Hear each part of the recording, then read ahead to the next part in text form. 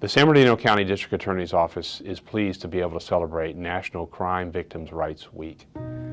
It's something that we celebrate here every day because we deal with victims every day. And we're encouraged by this year's theme of supporting victims, building trust, and engaging communities.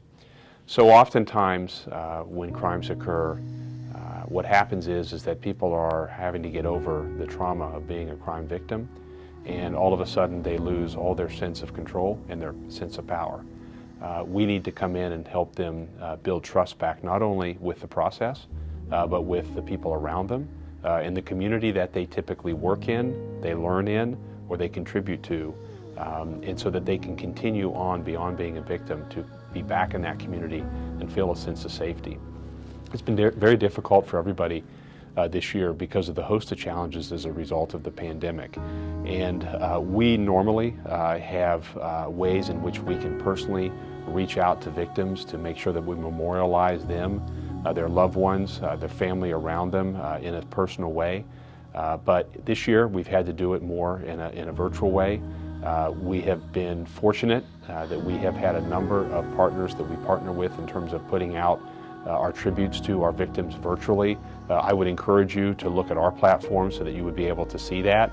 Normally we'd be in a setting outside or at someone's house or in front of our building or in front of the courthouse, talking with these individuals directly and getting their stories and having other people around to be able to participate in that.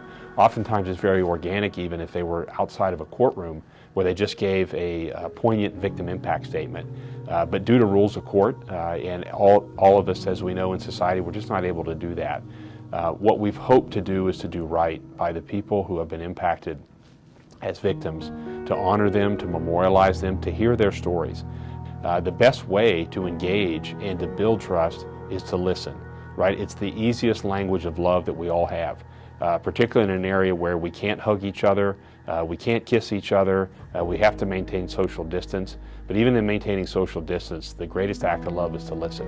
And that's what we've tried to do to our victims all year. And we hope that in terms of our virtual tributes to them, that we've encapsulated it on our platforms, that you will be able to see, be able to hear, be able to listen, and for you to be able to give us feedback.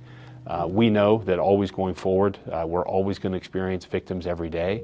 Our Victim Services Bureau does an incredible job of responding to their needs, even in a pandemic, by being able to reach out through them through video, through phone, through computer. But this isn't the end. But we need always your help to make sure that we maintain the relationships with people that we have encountered this year and we provided services to. And frankly, those folks have enriched our lives as much as hopefully we've enriched their lives. But it never ends. We're going to have victims every day. We need to be able to continue on. We thank you for your support. From the bottom of my heart, I certainly want to thank all the men and women involved in our Victim Services Bureau who do work behind the scenes every day that oftentimes the public isn't aware of. But through the platforms and the videos that we've been able to produce this year that you'll see memorializing this week, you'll get just a taste of what it is that they do.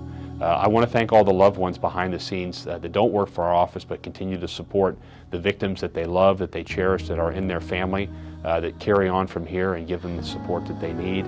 And to those in law enforcement who also do the same thing, oftentimes developing relationships that can last a lifetime in terms of the support.